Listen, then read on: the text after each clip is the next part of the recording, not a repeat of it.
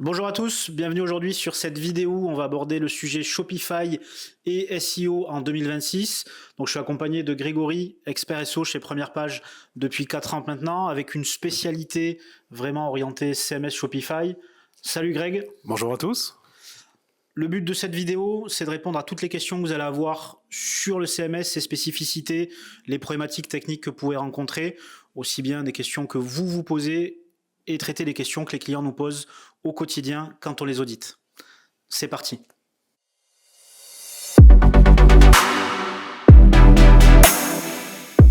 Alors Greg, on va commencer par la première question qui me vient en tête, c'est qu'on entend souvent d'ailleurs de la part de nos contacts, de nos leads, même de nos clients, hein, c'est ouais, Shopify, c'est pas un meilleur CMS pour faire du SEO aujourd'hui, puisque c'est le sujet de notre vidéo.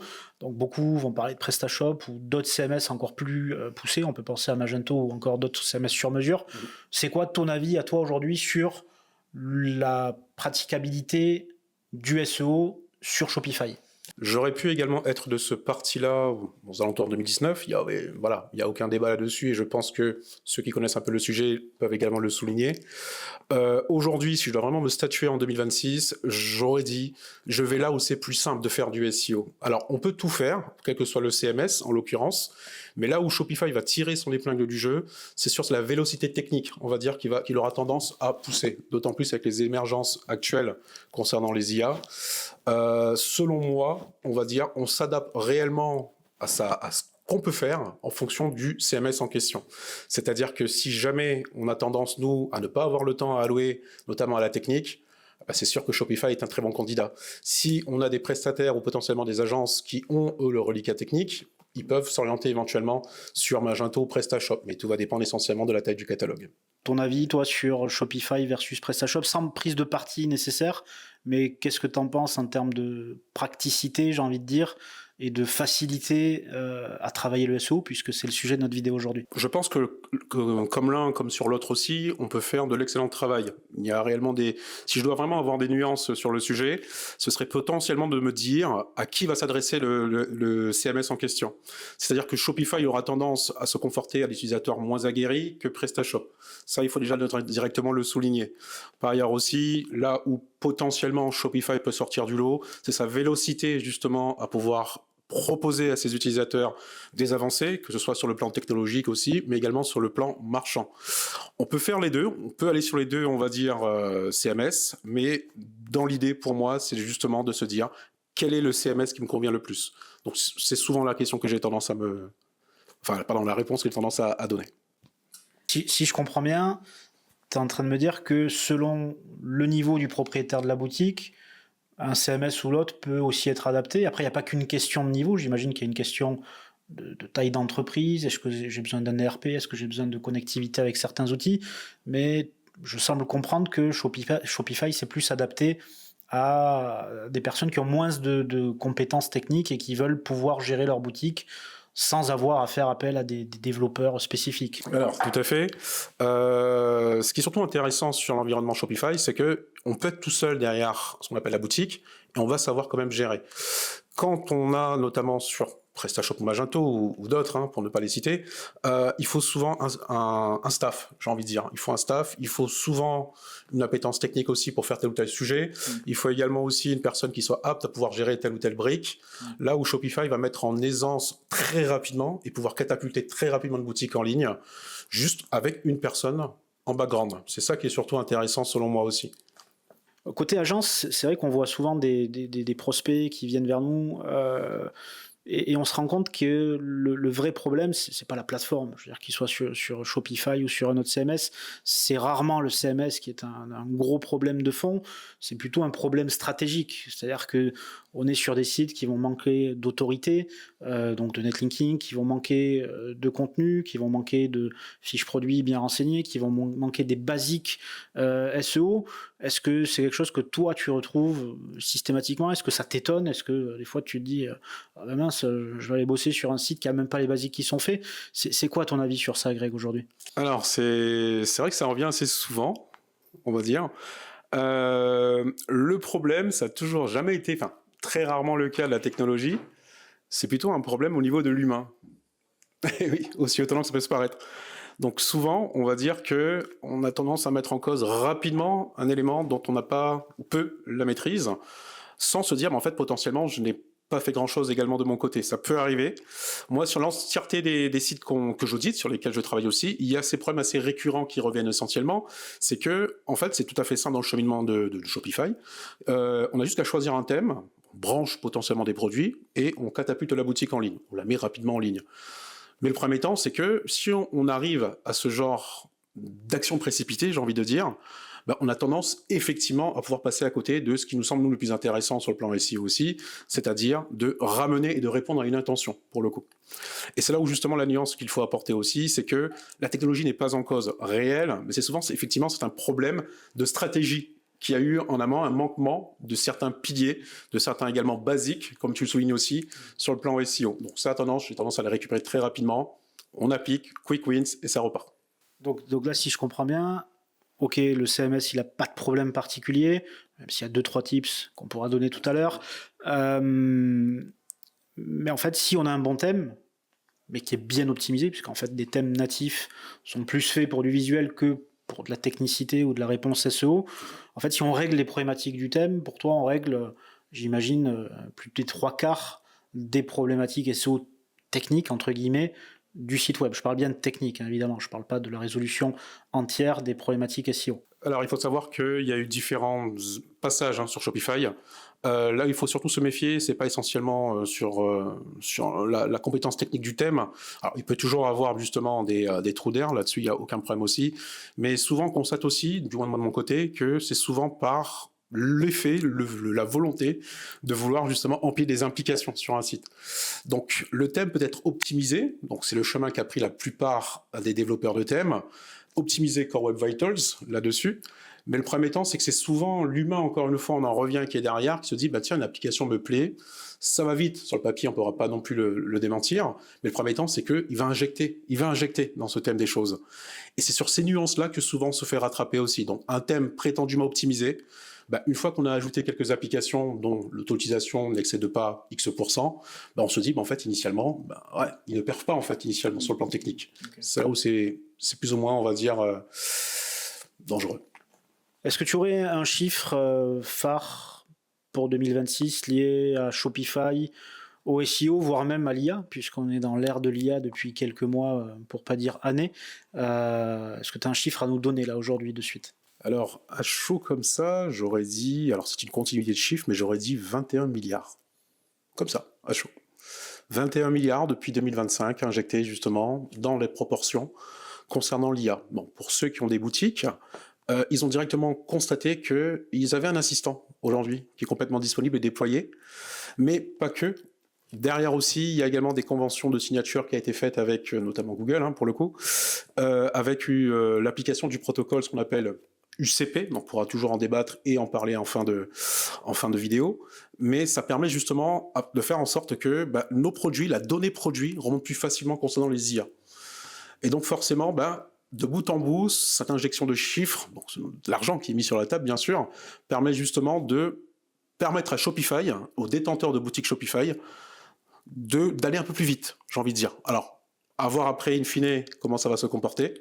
Mais voilà, on commence comme ça, 21 milliards, j'ai envie de dire. Donc là, aujourd'hui, on n'est plus vraiment sur un sujet juste de ranker sur Google, en tant qu'agence SEO, on va dire, de 2018 ou 2019. On est plus sur se préoccuper de sa visibilité sur le plan large, multicanal, et notamment, et surtout, sur la partie LLM, aussi bien sur ChatGPT que sur Gemini, Perplexity, ou encore IA Overview, qui à ce jour n'est pas encore déployé totalement, enfin n'est pas du tout déployé d'ailleurs en France.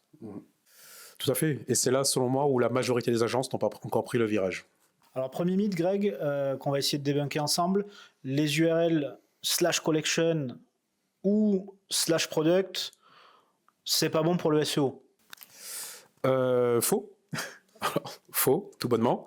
Si on s'intéresse un peu aux lignes de conduite, notamment de chez Google, qui aujourd'hui, on va dire à l'ère de 2026, mais avant aussi, comprend royalement Shopify et son fonctionnement aussi, il y a différents signaux avant de parler d'URL initialement.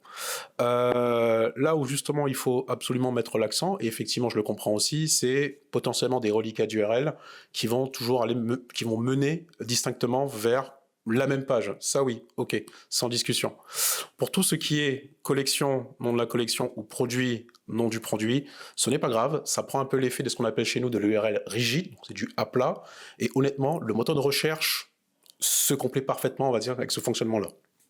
C'est vrai que sur des CMS traditionnels, hein, comme WordPress, type WooCommerce ou sur d'autres, on vend souvent une certaine flexibilité, mais il y a souvent de grosses pages, grosses problématiques de pages qui s'autogénèrent, les archives d'auteurs, les taxonomies, les étiquettes, les tags, et d'autres pages un petit peu poubelles, hein, qu'il va falloir aller nettoyer en fait manuellement, même si ça peut être fait rapidement, mais encore faut-il y penser.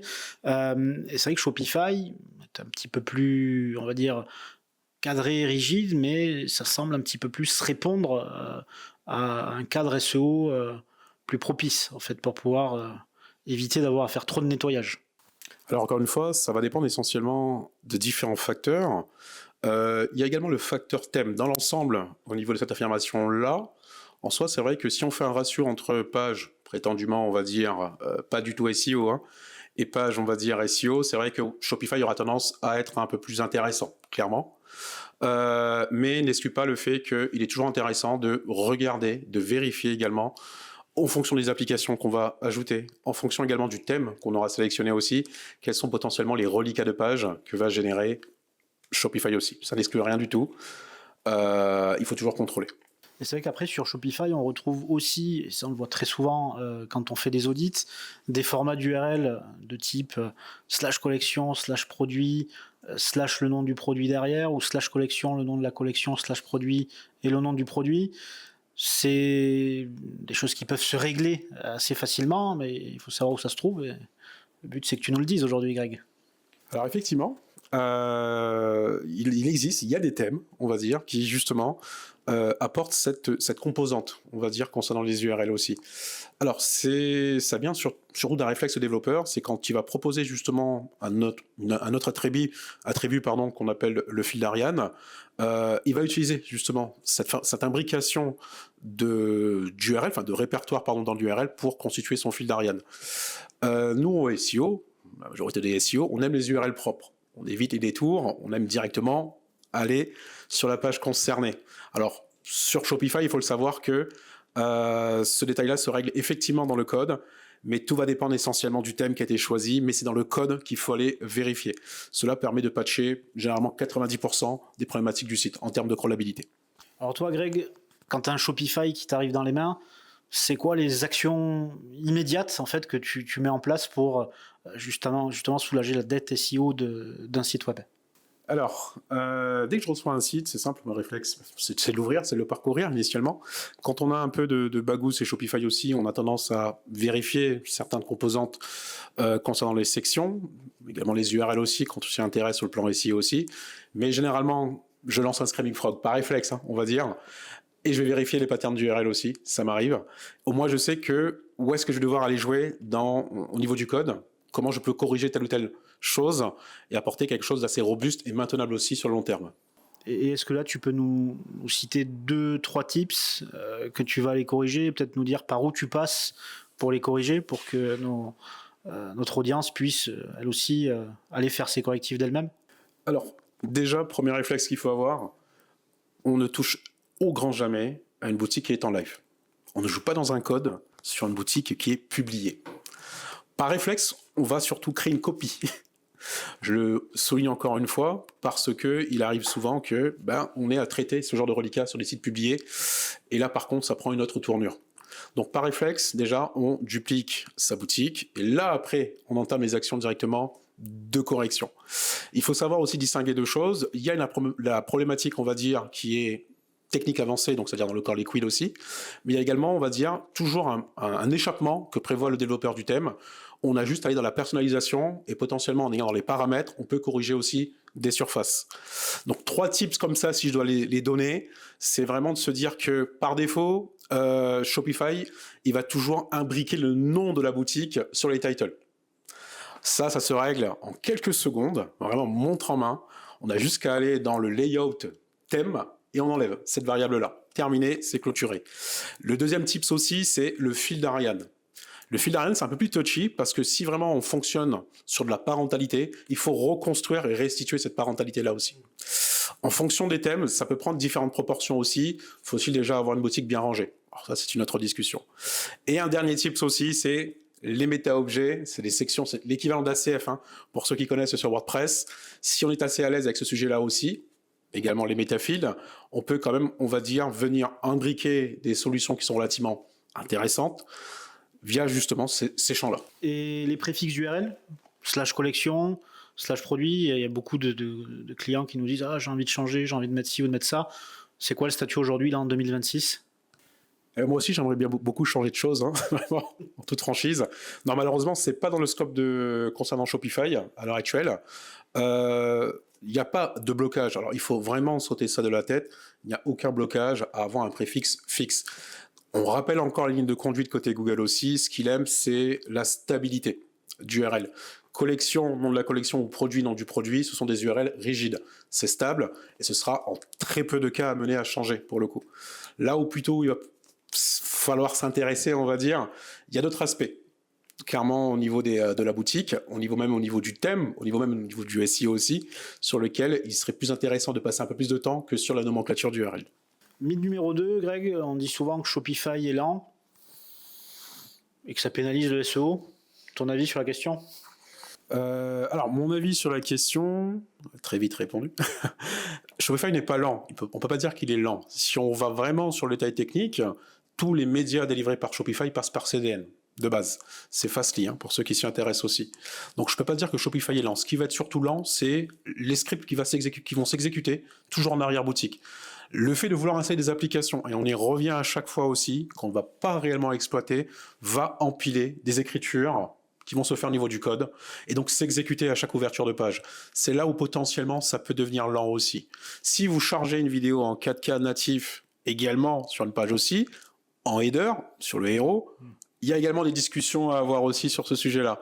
Mais pour ce qui est foncièrement technique, Shopify n'est pas lent.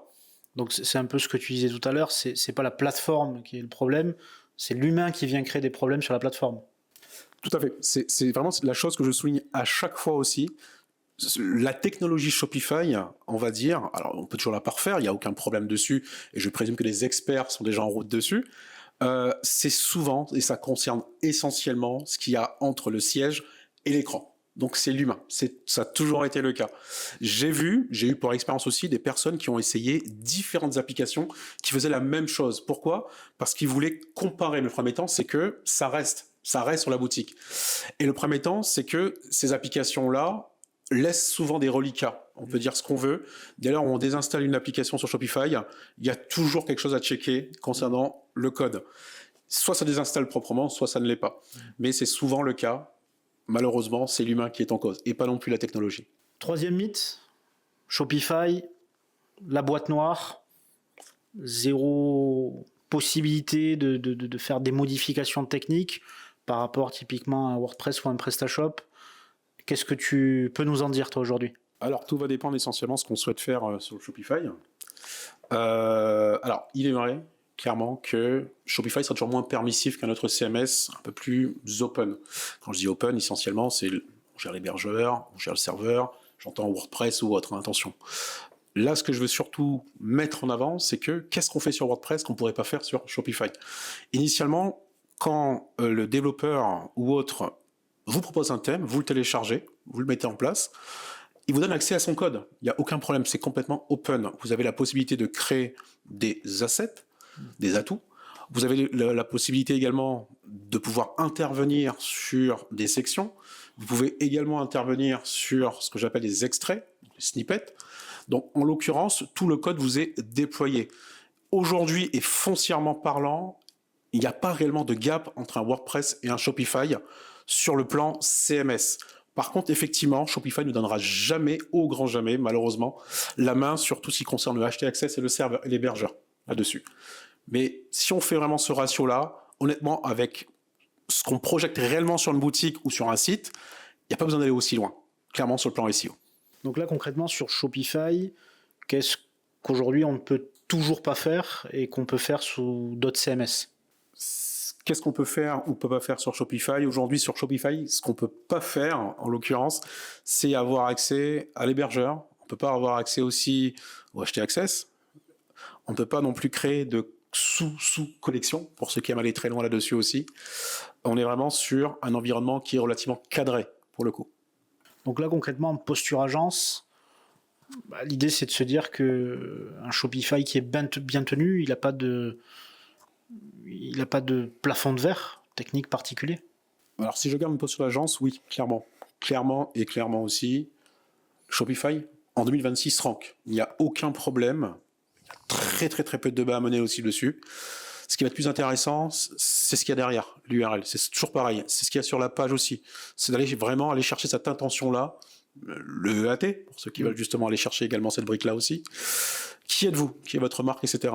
Shopify ne fera pas ce travail-là pour vous. Par contre, il ne vous empêchera pas de vous positionner organiquement ou autre, justement, sur les moteurs de recherche. Le quatrième mythe qu'on entend aussi souvent revenir, et il me fait un petit peu sourire, c'est que souvent nos clients nous disent « Ah ben, j'ai Shopify Magic, ça va faire mon SEO. » En fait, c'est l'IA qui est déployée dans Shopify. Alors, on est à l'ère de l'IA, donc c'est quoi ton avis, toi, sur cette brique que Shopify a déployée il y a quelques temps? Alors, si je dois vraiment me donner mon avis totalement transparent sur le sujet aussi, Solaris une IA. Donc, Solaris, c'est un assistant. Pour moi, déjà, il faut déjà le voir ainsi. Il connaît très bien Shopify, il connaît également très bien la boutique. Voilà. Par contre, il ne vous connaît pas vous. C'est ça, justement, la nuance qu'il faut avoir aussi. Il ne connaît pas votre persona, il ne connaît pas non plus votre personnage aussi. Et donc, forcément, tout ce qu'il va vouloir vous restituer en termes de rédaction sera souvent générique. Justement, par familiarité, on appelle ça du slop. Clairement, il n'y a pas d'entité dans ce texte-là. Il fait pour faire. Et il ne connaît pas, on va dire, ce qu'on appelle l'environnement de marque, etc. Ok. Donc, c'est un petit peu un chatbot qui va pondre du texte pour pondre du texte et faire du remplissage.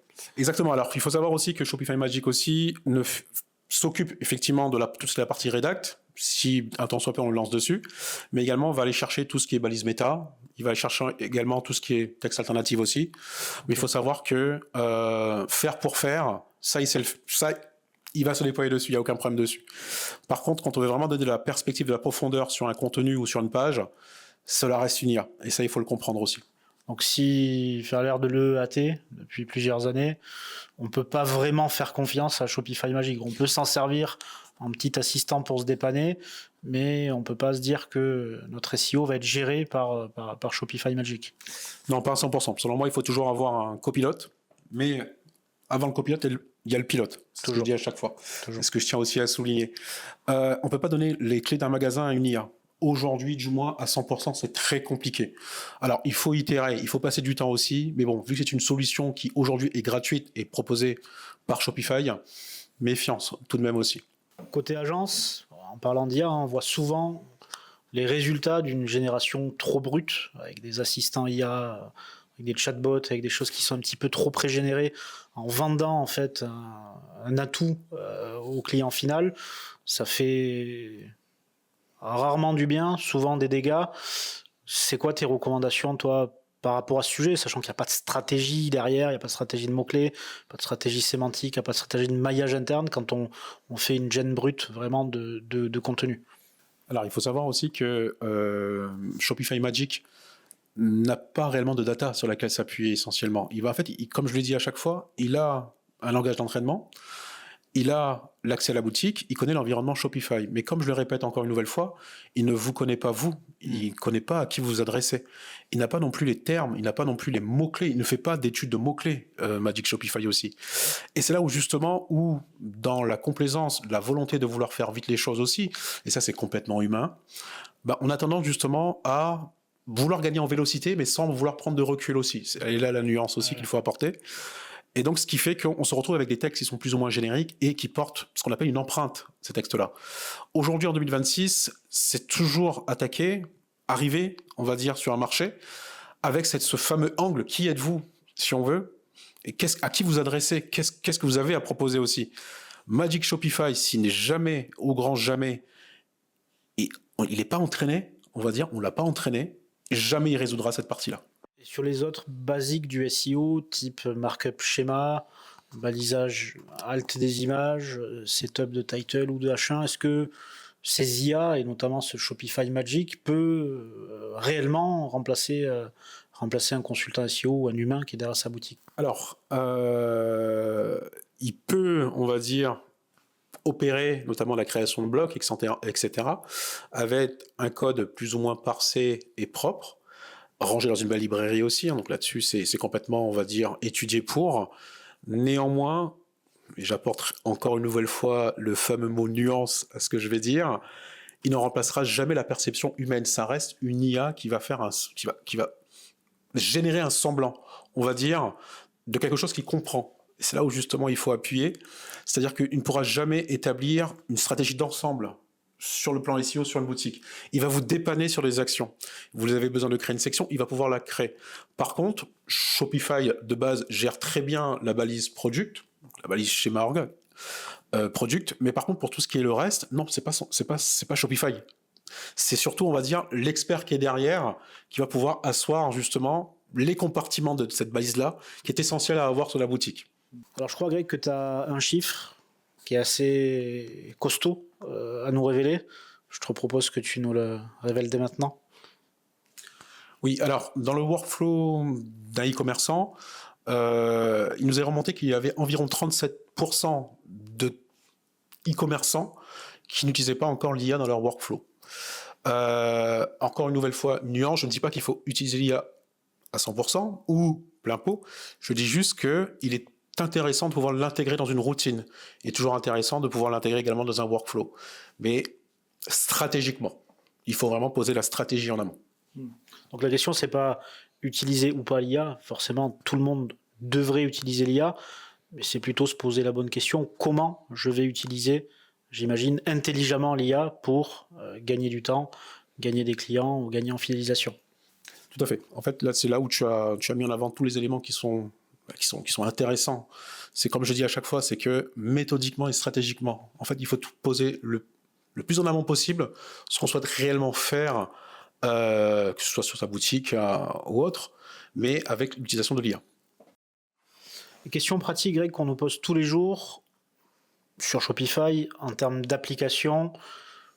Quelle apps garder, quelle apps supprimer de son catalogue Shopify aujourd'hui? Alors, ça va dépendre essentiellement de quoi on a besoin sur une boutique, essentiellement. Sur le plan SEO, j'adore faire le plus nativement possible, sans dépendre d'une application, parce qu'on ne sommes jamais au fait d'un changement concernant la politique de l'application. Pour tout ce qui est emailing, etc., on a les fameux Klaviyo, etc. Pour tout ce qui est justement application notamment d'import-export, je travaille tout le temps avec Matrixify, pour le coup, très smart. Et pour le reste, Magic Shopify, donc Shopify Magic. Si on a, nous, l'habitude de vouloir installer donc, tout ce qui est, installer une application pour générer des textes alt images, pardon, vu que c'est l'IA qui peut gérer, j'ai envie de te dire, l'app, elle est périmée en soi. Donc c'est là où justement il faut apporter une nuance. Et l'application que personne ou peu de monde connaît et que tu conseillerais à tout le monde de tester aujourd'hui sur Shopify? Alors une app que personne ne connaît... C'est moi l'app en fait, dans votre histoire. Non, je plaisante. Shopify Knowledge Graph permet justement, alors c'est natif Shopify, ça qui est surtout intéressant, permet justement de pouvoir voir quels sont les segments au niveau des FAQ qui sont récupérés par les LLM. Alors, ça reste relativement opaque, mais ça peut permettre justement de pouvoir essayer de tester et de vérifier essentiellement est-ce que ce qu'on produit sur le site a potentiellement un impact sur les LLM. Alors, ce qui est une autre discussion aussi. Pour terminer sur la partie apps, ta règle d'or, tu en as un petit peu parlé tout à l'heure, mais ta règle d'or en matière d'application sur Shopify? Alors, ma règle d'or concernant les applications, donc j'en ai parlé au fil de notre discussion, si on n'utilise pas, ça dégage.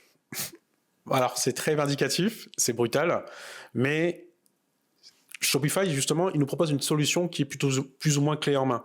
Si on vient derrière se dire que par nécessité ou non, on vient installer une application dont l'auto-utilisation n'est pas démontrée, l'application ne sert strictement à rien. Soit, dans le meilleur des cas, l'application est gratuite, donc vous ne payerez rien, soit elle est payante, et donc ce qui vous génère forcément une facturation fin de mois. Ça vient rajouter du code, ça vient potentiellement complexifier un chargement de page, et donc il n'est pas utile selon moi de garder des applications dont on n'utilise pas, donc il n'y a pas une grande nécessité. Beaucoup de choses peuvent se faire nativement sur Shopify. Il faut juste s'adresser à la bonne personne.